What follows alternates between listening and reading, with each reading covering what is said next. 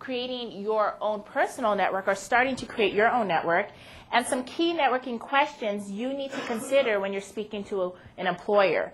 What are the key must ask and can ask and strategic questions that can help align yourself for proper networking? So the first thing we have here is just a quick blurb on how networking works. This came from Barbara Reinhold of Monster, and it's a really interesting quote. She says, in the world of work, networking is indeed a very big deal. The Wall Street Journal recently reported that 94% of successful job seekers claimed that they actually had their job offers due to networking. Networking comes in many forms. It's everything from a meeting with an old friend for coffee, just asking a few questions, or having your friend put in a good word with a family member. So there are many ways you could start networking, and we're here to kind of guide you through that process. And here at USC, you are working with one of the strongest alumni networks in the country, actually in the world. And it's something you've been hearing since you began here at USC. We see it in effect daily, and there are ways you can start to take advantage of that. Now, there are two ways of starting your job search.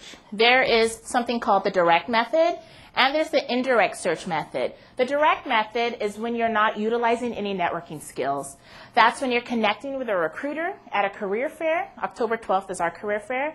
You would hand an employer your resume, and you would hopefully get a call back for an interview. That's direct. Same thing works for submitting your resume on Interview Track or Monster Track, and an online resume submission that you might utilize if you go directly to a corporate website.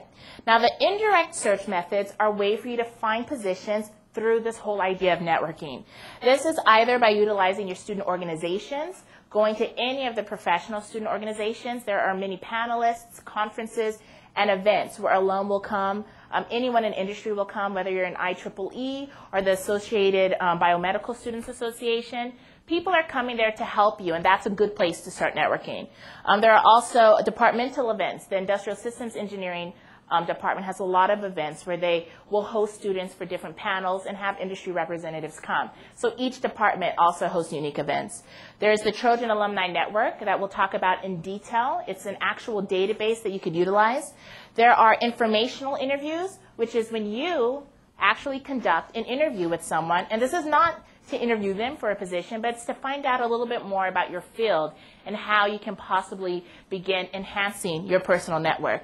And finally, your family, friends, and faculty are always a resource. We call them your 3 Fs. A lot of times you have a cousin or an uncle or an aunt who has a connection that you may not know. And a lot of times it's because you may not let your family realize what you're studying or what you're looking towards doing. So let them know, this is my major, this is what I hope to do. Do you know anyone in the industry, or do you have any contacts? A lot of times people in your family are wonderful resources, and they just don't realize what you're studying or what your career goals are. So make sure that's known to your family, friends, and your faculty. So what is networking? There are 2 prongs to networking. First is connecting with people who can answer questions about your field of interest. So these are events, going to these events and actually connecting with people who are either they majored in what you are majoring now and they're in another career option, or they're people who are currently in your field who can help you get to their industry or with their particular company. And of course, conversing, actually having a dialogue with someone is a key part of networking. You need to be able to approach someone, ask them questions, and feel confident enough to engage in a conversation. Why should you network? 3 reasons. First off is for career exploration. You want to increase awareness about career options. There are some very straightforward avenues that you could go with your majors. And there are a lot of places you can end up in a career without necessarily, you may not realize. You may not realize as a mechanical engineer that a lot of the hires for IBM are non-computer science students. IBM is looking for consultants outside of computer science. You wouldn't realize that unless you took the time to speak with someone from IBM or a recruiter who would let you know, we look for non-computer science students. We're looking for anyone within engineering. There's also professional development that is a great reason to network. You can understand the issues facing people in your field. There are a lot of issues in each industry, and it's unique, and you may not realize it in the classroom, but it's good to find out what's going on in your area by talking to one of the professionals. And of course, the job search. there is something called the hidden job market. And by networking, you're able to tap into that market and find out about positions that aren't posted online, positions that someone might have heard about, or a position that somebody might know from a friend or haven't posted, but they're willing to open the door and let you in for the opportunity. So this is the hidden market, and you never know about this market until you start networking. The benefits of networking is, of course, to gather information on the corporate culture of a particular organization or industry field, to gain an understanding of professional responsibilities, and to collect diverse sources of information. So you want to make sure that you have a large network. You want to make sure you're talking to different people from different parts of your field. And again, we're going to show you how you do this, but this is what you need to keep in mind. You're just gathering information. As soon as you talk to someone and they're doing something that you may not think is a fit, if they maybe had your major, keep on asking questions. You don't know what led them to that road. You may not realize what they went through, so keep asking questions to gather information and have a diverse set of people within your personal network. You also want to be able to look for any possible inside information about a particular company. If you are in love with Microsoft, you want to make sure you have a dialogue with someone who works for Microsoft or meet with one of the Microsoft recruiters. It's good for you to know about company culture and find out what's going on the inside. You never know what someone's personal experiences are. And the reason why they might love a company may not be a reason you're even thinking about. So you get all of this information from networking. Valuable advice from someone who has successfully been through this process.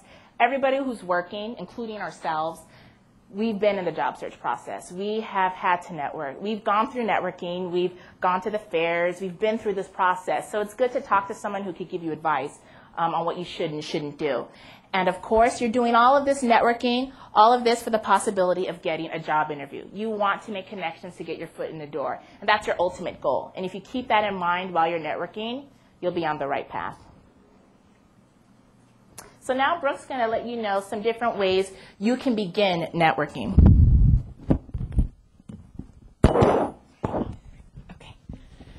Okay.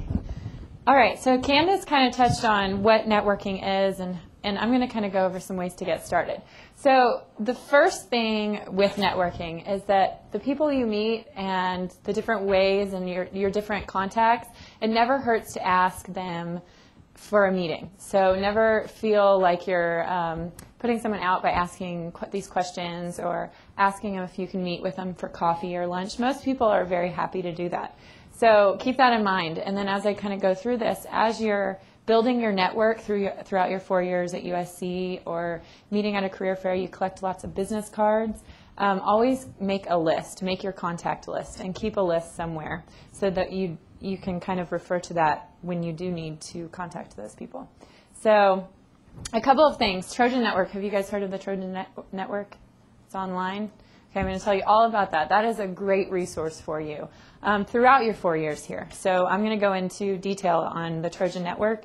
And then again, your personal network is huge, and you may not even realize it. So I just met with a student yesterday who was looking for jobs. We had been meeting several times, and he found out that after talking with his friend's grandfather had worked at a company that submitted his resume to the hiring recruiter and now has an interview. So you just never know. You want to talk to your friends, your family, like Candace was saying, the 3 Fs in faculty. Talk to your advisors. Talk to us. I mean, we're now a part of your network, so any questions you might have.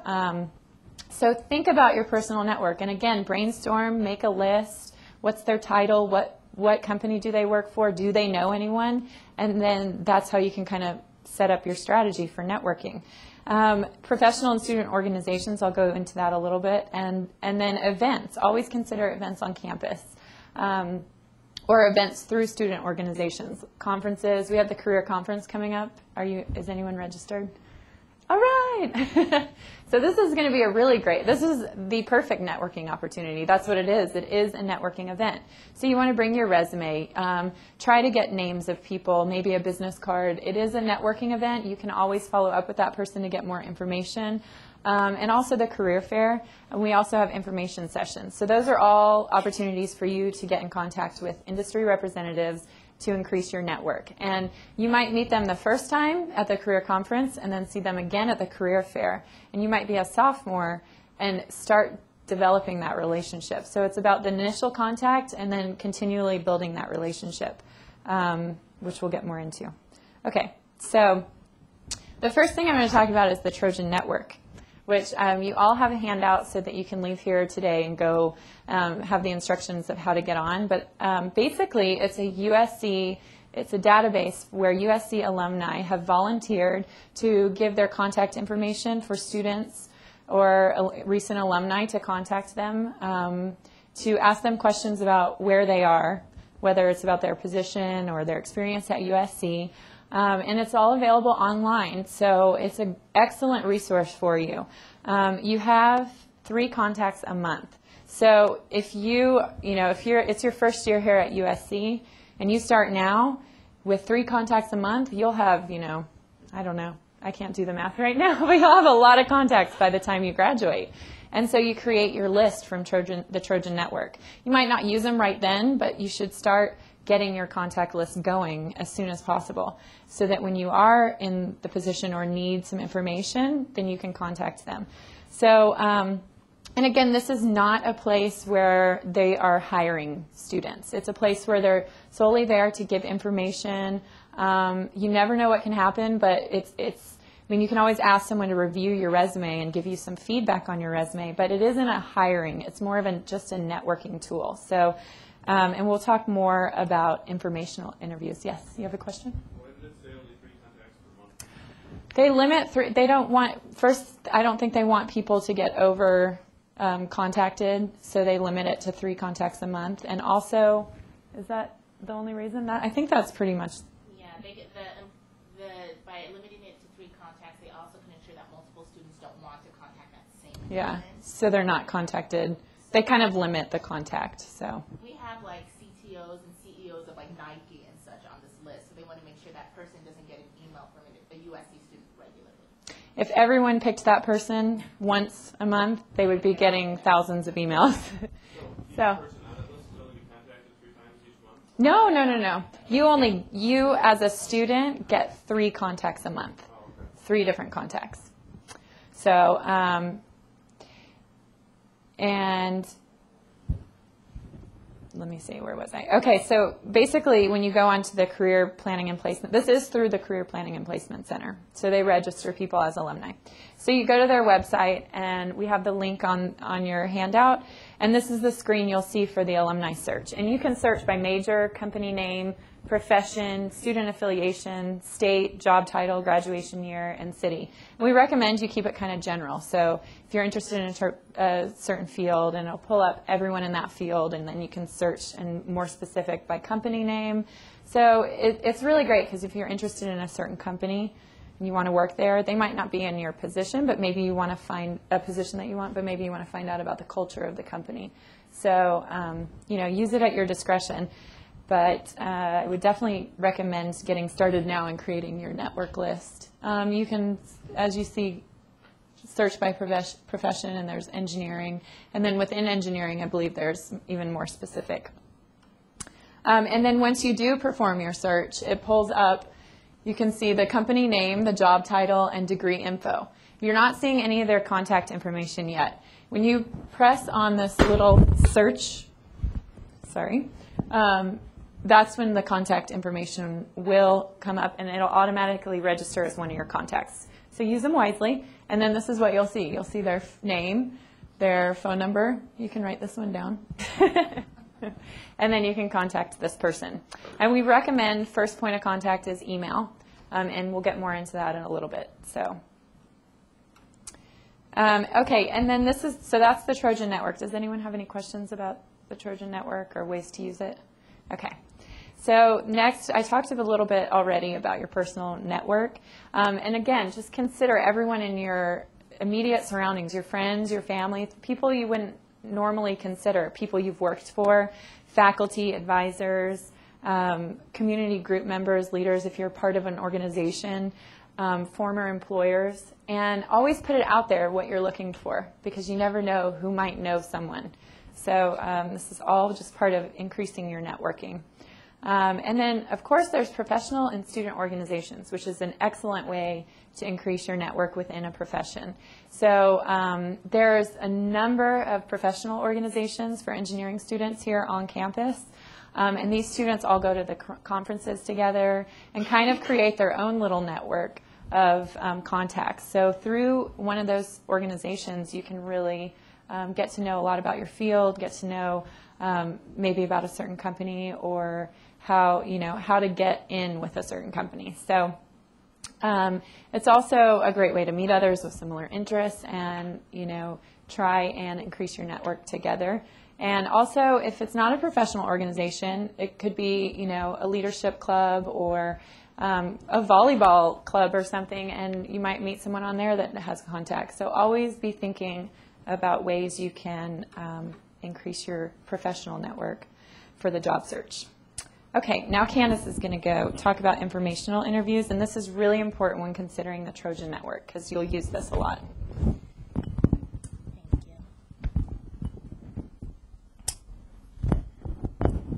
All right, so you know how to use this Trojan Network. You know to start going to departmental events, student organizations, so you know where to find the people. Especially when you go to events like the career conference and the career fair, you're going to start gathering a lot of business cards. So you want to know what your next steps are. How do you start to connect with people when you're not at these events? How do you meet with them one-on-one? Maybe you're at the career fair, at the career conference. There are a lot of students there, and you want to get the chance to speak with them. If you want to speak to someone individually, you would set up what we call an informational interview. And this is when you're able to speak one-on-one with an industry professional. You're going to gain valuable information about their experiences. I have had a good number of students tried to meet with me. No, we met and would have informational interviews where they had questions for me. They wanted to know about my career search process. What did I do as a business undergrad? What am I doing in grad school? That type of thing. So they just want to know what path I've taken. And again, it's very informal, but you are leading the questions. You're leading the dialogue. This is your chance to find out more information. And you also want to take this opportunity to make an impression. The more prepared you are for this informational interview, you will really impress who you're meeting with. And they'll connect you with other people that they're very close to, people in their departments, people that they work with. They'll want to invest in helping you. So this is your chance to start to make an impression. And of course, you will enlist this person to help you in your job search process.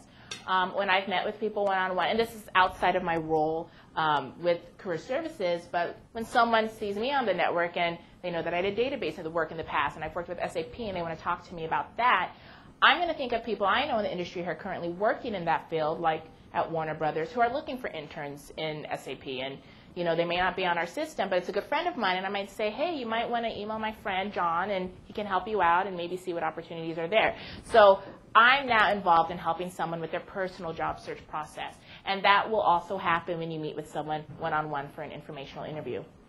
So the way for you to get started with setting up an informational interview would be to contact them via email.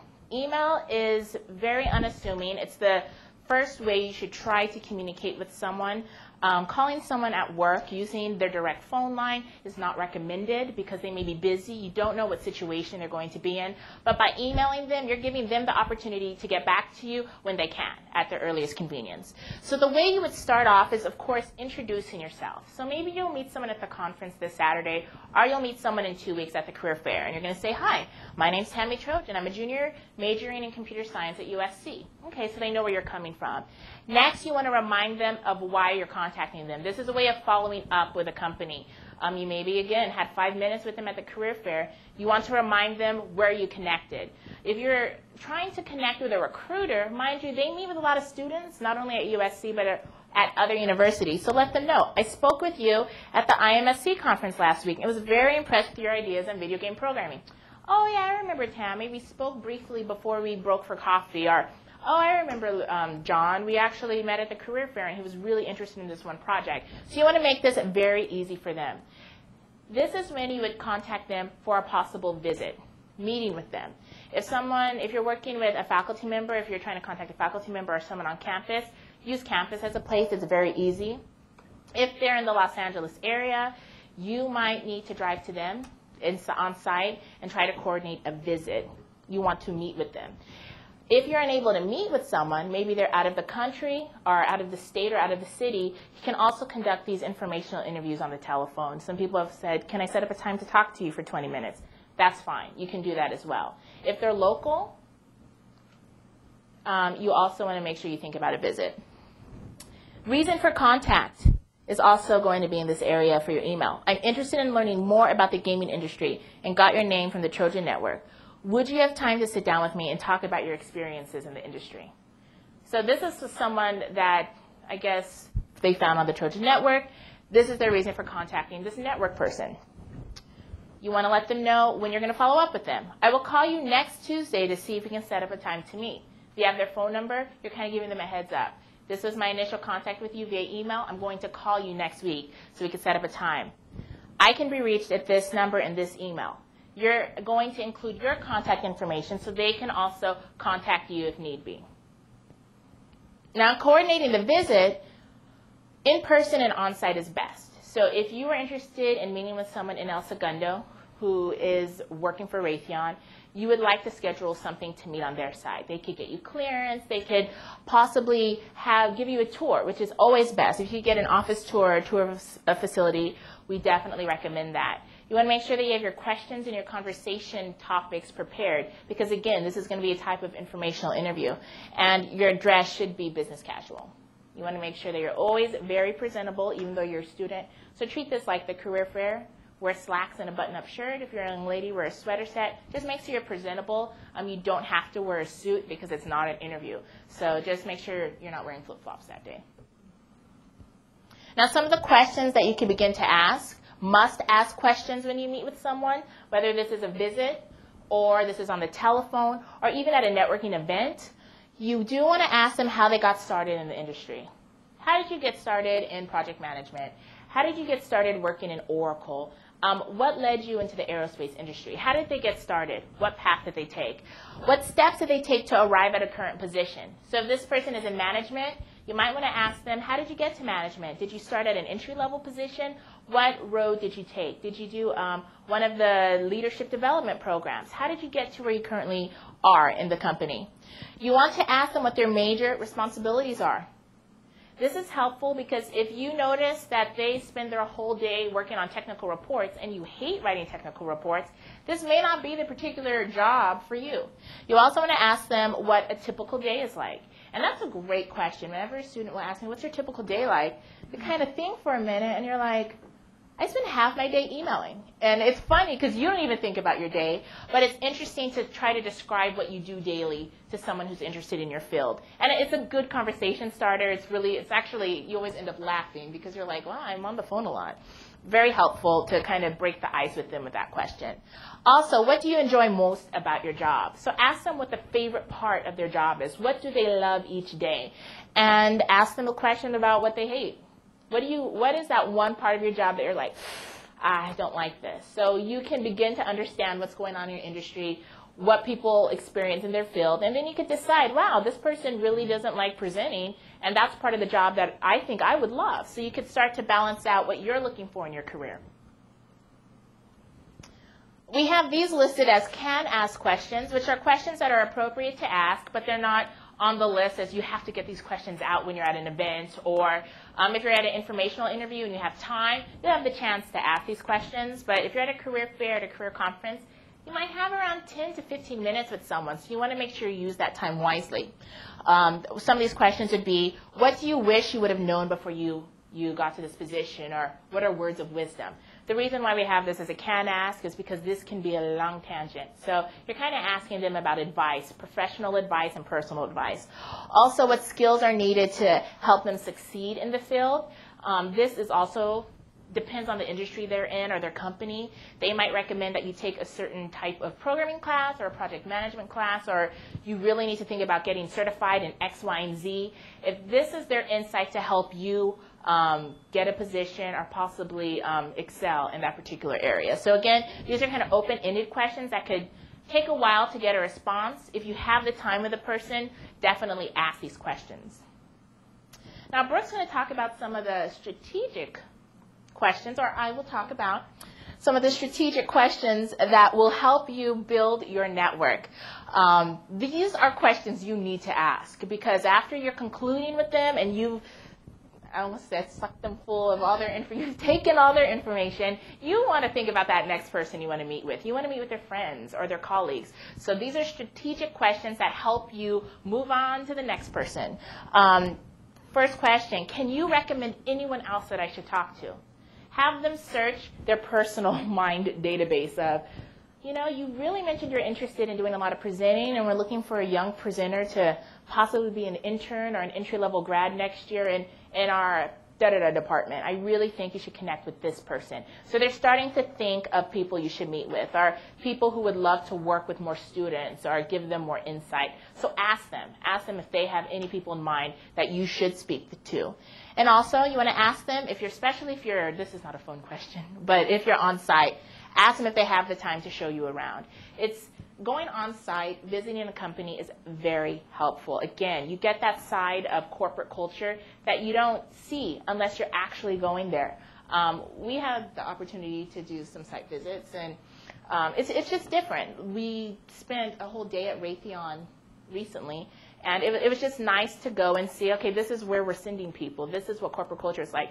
You guys get to wear jeans every day. Like, that's something I didn't realize, but that's a selling point. Like, little things like that. Or trying to see, okay, what's the age group, and what are the managers like, and do they have fun events? And wow, they're really like a campus. A lot of large companies are like campuses where they have small groups where people will meet on Friday evenings for racquetball, or they might have pizza Wednesdays, and little things like that you just wouldn't know unless you visited on site. Even a lot of the smaller companies have a very family atmosphere, and they know you by name, and everybody waves and says hi when you walk by.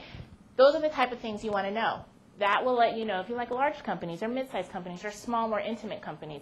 Things that will help you understand what you want to do with career exploration, or what's part of your career exploration portion of building your network. So now Brooke is going to talk about some ways you can follow up. Now, follow-up is very, very important. Networking itself is follow-up. A lot of times, like I mentioned, the career conference, the career fair, these events, you're collecting cards. And if you collect these cards and put them behind your resume in your billfold and you don't follow up, you're not networking. Getting the card is just the first step. You need to follow up with these people and make contact for an interview or make contact for a phone conversation. Then after you meet with them or after you speak with them on the phone, you need to follow up and thank them for their time. If they promised, oh yeah, I have someone named John you should speak to, I'll send you their email. This is your chance to send an email to thank them for their time, and then say, you also mentioned someone by the name of John I should meet with. Could I possibly get his contact information? So you're thanking them, and you're also serving a reminder of something that might have been promised to you when you spoke. So always, always send a thank you note. And that's something that will help you in the interview process. Anytime you meet with someone one-on-one, you want to send a thank you note. I notice people when they send a thank you note. It's something. Handwritten, it's even more. Yes, handwritten is very personal. We are in a very e-world. Everyone wants to send an email. But when I actually get a piece of mail that's not a bill, it's like very nice to. Thank you notes are very, and it's a lot of people you're working with as well in corporate side. They look for that personal touch. They get emails daily, but to get an actual handwritten note from a student that they met with, or connected with, or interviewed, it's something that will give you that extra edge. And sometimes you're even with someone, and this is part of like our interview presentation, but you're even with someone during the interview, and that little thank you note might put you over the edge. You never know what they're looking for. So remember, when you take someone's time for a meeting or an interview, follow up, thank them. Also, follow up with any of the contacts they provide. Give it around a week or 2 weeks. If they gave you John's contact information, connect with John immediately and say, hi, John, I met with so-and-so last week, or I met with so-and-so 2 weeks ago. So that way, if John wasn't notified that you would be contacting them, they can call up the person you met with, and they're like, oh, yeah, I met with so-and-so last week, or oh, yeah, I met with so-and-so, or we spoke on the phone. Great student. Give them the time. I gave them your contact information. So you want to make sure you're following up quickly. You also want to make sure you update all of your information. You'll have a bunch of business cards, and you want to make sure that you make a list of why you contacted them, how you contacted them, how you guys followed up, where you left off, because it will help you manage your personal network. So follow-up is very important. And I would say that's a place where a lot of students leave off. I see students walk away with a stack of cards from the career fair, and I would say a third of the students even send an email. And then I would say a third of those students follow up with that email and try, you have to push it all the way through. That's part of networking. And that's how you start making these connections for interviews and positions. Any questions? It's about managing. It's about managing your time. It's about taking advantage of a lot of these events. We all carry business cards on us, and it's always good to ask for someone for a business card and say, I hope to contact you in the next few weeks to possibly meet with you. That's if you're doing one-on-one contact. You have something called the Trojan Alumni Network, which is amazing that you have this here at USC. And if you just kind of search through your major or search through different industries, you're going to be impressed by the people who are on this network who opted in to be contacted by students. And these people aren't here to offer you positions, but after spending some time speaking to someone, they'll gladly, usually, accept a resume or try to work with you. But don't treat the Trojan Alumni Network, and I'm sure Brooke spoke to that, as a way to get a job. It's a way to connect with people who can help you in your industry. And if it happens to be they ask for a resume or they ask to meet with you, it's great. That's why you're doing this. Yeah? Is it appropriate to update a resume after a certain period of time has elapsed, let's say a year, and you're still meeting with someone? I mean, if you have new stuff on your list, is it presumptuous to send them another one, or is that kind of hassling them? No. If they're an existing contact for you, let's say you met with them and you had some significant changes that might help you in their field or their industry, you might want to say, hi, John, again, I met with you last year at the Engineering Career Fair. I have added some exciting projects to my resume that might help in this sector. Speak to something or lend to something that you actually spoke to them about. And then say, I've attached an updated resume for your review. Let me know if you have any questions. I would love to speak to you again in the future. Set up another informational interview. Set up another time to talk. Well, and it's another reminder that you're out there. It changes every year. Every 6 months, there are new positions that come across people's plates. And sometimes they just need that nudge. Oh, it's you again. Yes, great. Or you might be contacting them now when you're a sophomore and they're listening to you for internships, but you might want to remind them when it's your senior year and you're looking for full-time positions. So keep that contact. Keep working with those networking contacts. Look for them at different events and call them out by name when you see them at the career fairs and at the conferences because they will return. Anything else? It's diligent. You have to work at it, but it is a great way to make connections, and you guys have some wonderful resources here. So thank you. Oh, undergraduates, career conference. Okay, it's a great day. Great day. Graduate students, waiting list. I don't need to say this on the mic. I just like the mic.